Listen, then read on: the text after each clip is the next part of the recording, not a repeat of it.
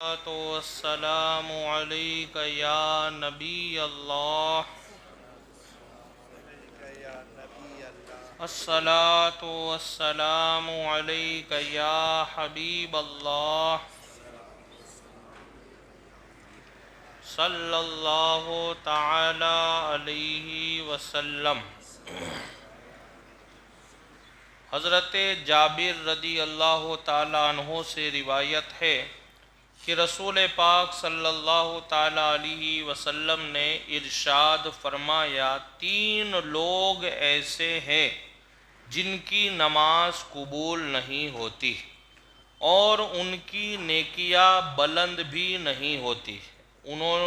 اگر وہ نماز ادا کرتے ہیں تو نماز بھی قبول نہیں ہوتی، اور انہوں نے جو نیکیاں کی ہے وہ نیکیاں بھی اللہ کی بارگاہ میں بلند نہیں ہوتی۔ سب سے پہلے بھاگا ہوا غلام۔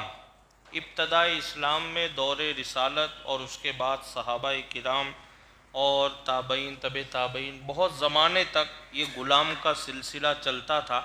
اب یہ سلسلہ نہیں ہے، اس لیے سرکار نے اس بات کا ذکر فرمایا کہ غلام، بھاگا ہوا غلام جب تک اپنے آقا کے پاس لوٹ نہ آئے۔ اس زمانے میں جو غلام ہوتے تھے تو کچھ غلام ایسے بھی ہوتے تھے وہ بھاگ جاتے تھے، پھر وہ سرکار نے ان کے بارے میں فرمایا کہ ان کی کوئی نماز قبول نہیں ہوتی جب تک کہ واپس لوٹ کر کے نہیں آ جاتے۔ یہ اس زمانے والے غلام کی بات ہے۔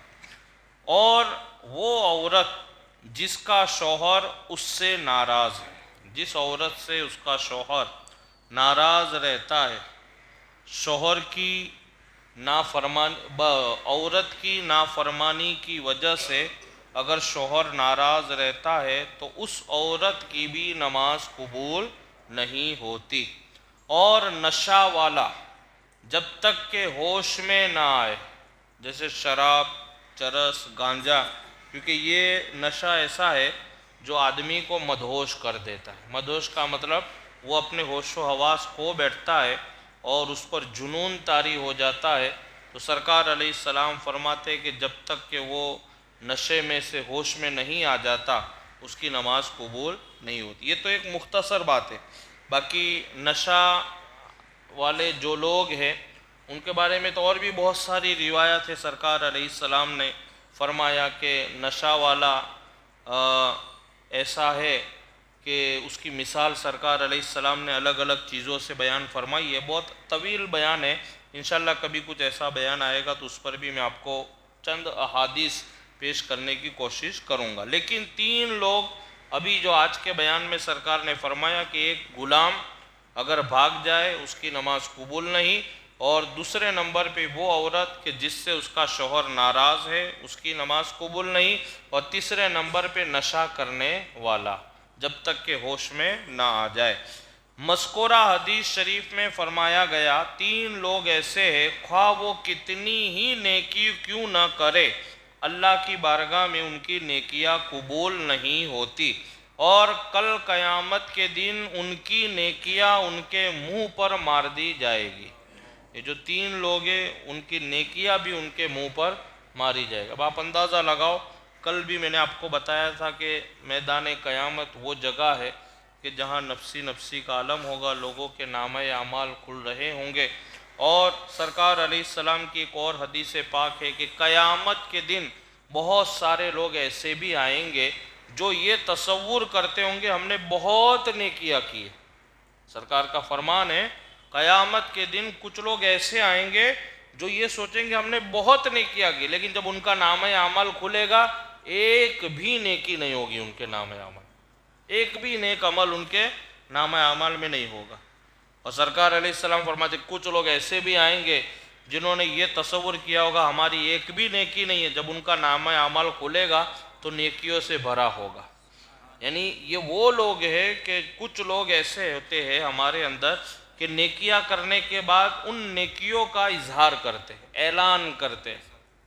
اس لیے نیکیوں کا کبھی اعلان کرنا نہیں چاہیے۔ جو نیکیاں ہم نے کی ہے اللہ کی بارگاہ میں کی، اللہ سے بہتر کوئی جانتا۔